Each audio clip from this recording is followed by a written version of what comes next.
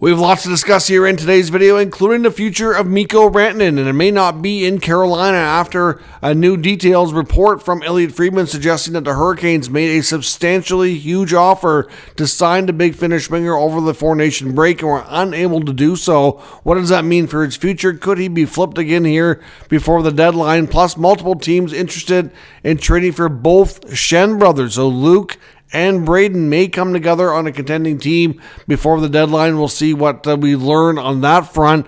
Plus, Nick Ehlers in Winnipeg is going to be another interesting name to watch. A big part of the Winnipeg Jets offense, having a very productive year. You would think they'd prefer to keep and sign him, but so far they've been unable to come to terms on an extension. The Winnipeg Jets are reportedly interested in maybe moving him if they can't get a deal done. You wouldn't think he'd be a tradable piece, but we said that about Mikko Rantanen in Colorado as well. Plus, as we enter league play after the four-nation break, both Tkachuk brothers unable to play due to injury. We'll discuss the latest updates on both Brady and Matthew. We have news in the 2025 NHL Draft as well coming up next.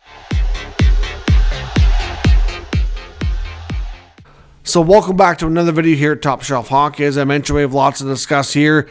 In today's video, let's start first with, we got an update on the 2025 NHL Draft. The NHL has finally formalized plans here. We had heard for a while that it was likely going to be held in Los Angeles, and now that's confirmed, and it will be your first decentralized NHL draft, leaving the old format behind where every team has a big table on the floor full of the GM and scouts and different staff members to help make the selection. So obviously all the NHL teams, they'll be staying home. I would imagine they'll probably have a team representative in the building, but you will see the players there. Of course, prospects, media, fans will be in attendance as well, be able to watch.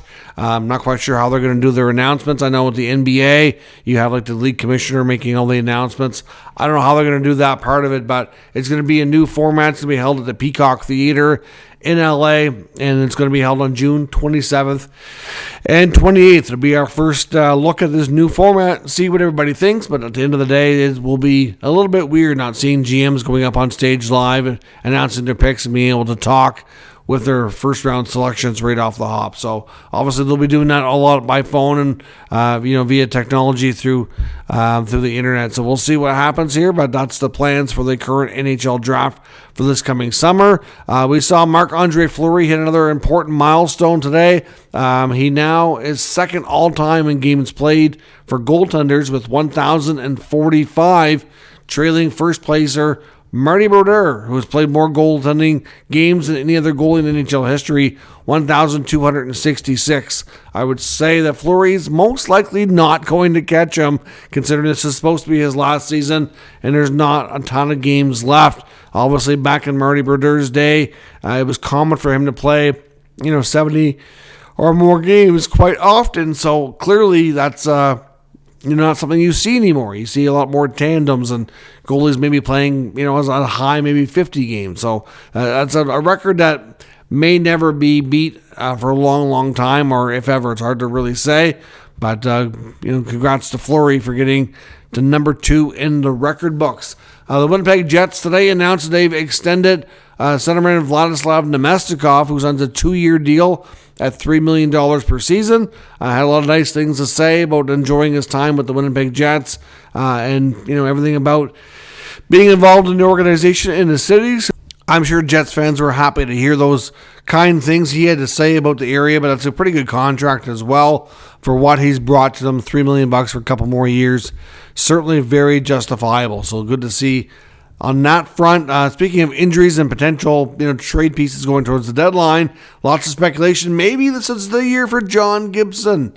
He was having a good start to his year. He was healthy. He was playing well. And now he's hurt again. The second time this year. He left the game tonight, so we don't know a lot of details just yet. I do wonder that this might be an impact on him getting a deadline day trade. At the same time, I wasn't completely sold it was going to happen anyway.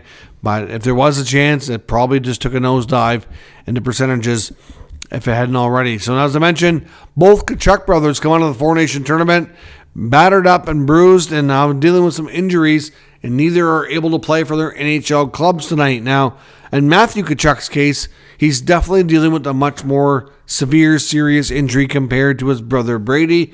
We don't know a ton of details about Matthew Tkachuk's injury. It appeared to be a lower body groin type injury. I'm not really sure. Obviously, they haven't given us much to work with here, but we do know that in the first game against Canada in the Four Nation tournament, he sat out, I believe it was most of the third period, and then he skipped the Sweden game, took some days of rest, practiced, and then played against Canada again in the championship game, and he only played like 6 minutes and change. By early in the second period, he was done again. Reports from Paul Maurice, the head coach of the Panthers today, said that at this point they don't know a lot about Matthew, that he's considered day-to-day for right now, and that they needed more time to evaluate his injury so they could create a path and plan to get him back, and they wasn't really sure what they were looking at just yet, so they want to stick with day-to-day. Now, reports tonight out of TVA Sports and Renaud Lavoie suggesting that Matthew Tkachuk's injury could be pretty severe and could be season-ending, according to what the speculation is. So we'll probably won't know anything more certain for a couple of more days, and it's not confirmed as of right now. But if Matthew Tkachuk's injury is season-ending, that's certainly terrible news for the Florida Panthers. Now, in the case of his brother Brady, Ottawa is calling his injury day-to-day.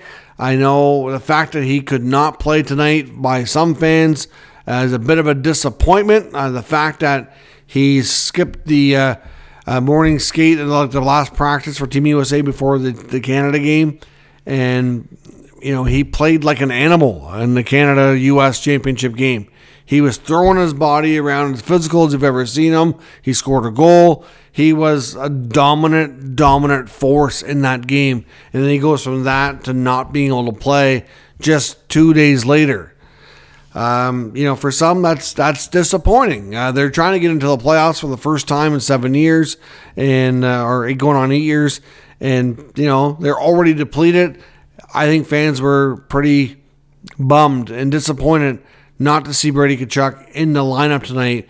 And I know from my perspective, like I said, if he can play for Team USA, and I understand it's a huge game. For some of them, it was one of the bigger games of their lives and careers. At least that's what they were saying. So to go out there and to give it all you've got and to play like a crazy animal, basically that's what he was. He's an untamed animal that was tough to contain, and he was dominant, throwing his weight around, lowering the boom, big hits, especially when he had a chance to hit Drew Doughty. I know that's probably his favorite player to lay the beating on going into the offensive zone. Scored a huge goal, but then you come back to Ottawa, who's down a bunch of other players, and you can't play, and it's a day-to-day injury. It's just a tough pill to swallow for Sens fans. You need those guys to battle you through. Connor McDavid, on the other hand, I know he's not hurt, but he only had like a day and a half in between the schedule here. The other problem that I have with the whole Four Nation thing, it was an awesome tournament. It sounds like it was an amazing experience for the players, highly entertaining for the fans.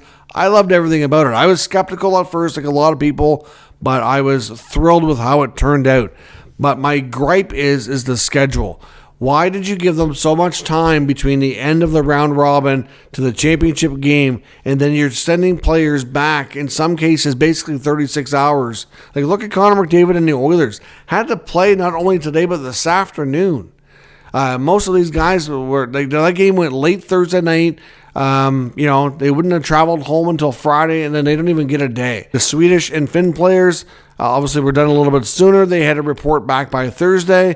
But to me, I just think they could have gone about the scheduling a little bit different to make sure you can still maximize the ratings for the tournament, but make sure that you're giving players enough time to get back and be able to play with their games so they're not missing meaningful games. So I hope they take that into account for the next one, which is going to be a little bit, because obviously the Olympics will be a completely different scenario and different shut down. They're going to be in Europe. It's going to be a whole different animal there. But the next World Cup in 2028, I hope they can factor those things in with the schedule. I know Elliot Friedman was talking on Saturday Headlines tonight that for that World Cup that's expected to go down in 2028, European players are really pushing for them to have some of those games in Europe, and they're trying their best to try to figure out accommodating that. So don't be shocked when we get to the more details of that event, which is going to be a long ways into the future, that they end up playing games in both North America and in Europe. I would suspect that the biggest championship games, everything like that, will be in North America, but it would be wise to have, some rivalry games in Europe as well. I think they could draw some great crowds and have a chance to promote the game, make a good amount of money, etc., and be good in more ways than one. Now, as I mentioned, on to the rumor part of the day. Let's take a look at the latest intel from around the NHL. Mikko Rantanen got a lot of attention today after getting a major story from Elliotte Friedman on Saturday Headlines tonight, and I believe he spoke about this in other forums as well. But there's a good possibility the Carolina Hurricanes' new power forward, Mikko Rantanen, might find himself on the move again. According to Friedman's report, the Carolina Hurricanes had a chance to meet with representatives of Rantanen in person over the Four Nation break. They were hoping to make progress, if not get a deal done, on a contract for him to keep him as a member of the Hurricanes for many years to come. Friedman's reporting that they made a massive offer, right around in that neighborhood of the area he's looking for, and it's not appearing to be about the money at this point. He did not sign, and his reason for it is that he still needs time to process everything after playing all those years in Colorado and dealing with the significant, substantial trade in his life and career. I get that, but, at this point, you've been there. I know it hasn't been too long, but how much time can you take to decide, really? So, therefore, there's a lot of concern he's not going to stay. And if the Hurricanes feel like, they're not comfortable letting him go past that deadline without a signature on a new contract, the feeling is that there's a good scenario that he could very well be traded again to another team. There's a lot of people suggesting back to Colorado. Reminder, you can't retain salary and trade back to your old team that quickly. That would be against the rules. So we'll have to follow this scenario and see what happens. But certainly a scenario where, Mikko Rantanen is going to draw attention from other clubs. Also want to touch on Jets forward Nikolai Ehlers, who's having a very productive year. He's one of the better ones of his career. And even though he's a big piece of the Jets offense and having a good season compared to his average statistics, there's a possibility he could find himself traded as well. It sounds like he's looking for a contract extension, obviously, from the Jets. I think he's willing to entertain it. But at this point, I think Ehlers is more just as much about the future and deciding what he wants to do there. So we'll have to see what happens. But Nikolai Ehlers, an important piece. You wouldn't think you'd be seeing him being mentioned in trade rumors, but as much as the Jets would like to sign him and keep him there, they would have to acknowledge that they've got, a lot on their plate here, and they want to win. So we didn't think Mikko Rantanen could be traded, so I think it's fair to say that Ehlers kind of falls into that category. I think many people would be surprised, but if they're having a tough time coming to terms, don't be shocked to see Ehlers maybe end up on the block in a similar type of deal that we saw with Mikko Rantanen. If they do move him, though, I think it's fair to say they're going to want something coming back in return that would help them right away, and maybe even comparable player on the same type of lineup, somebody who can play in the same area and hopefully be just as productive, if not more.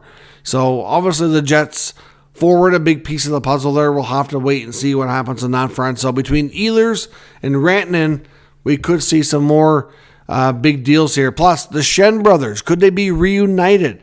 We've heard talk about Braden Schenn at St. Louis. Some chatter, not as much, around Luke Schenn, of course, playing in Nashville this season. Elliotte Friedman reported tonight on Headlines on Hockey Night in Canada that there are teams interested in trading for both Schenn brothers, and we could see teams line up two separate deals. Now, of course, Braden Schenn has a no trade, so obviously he's going to have to be in agreement with everything.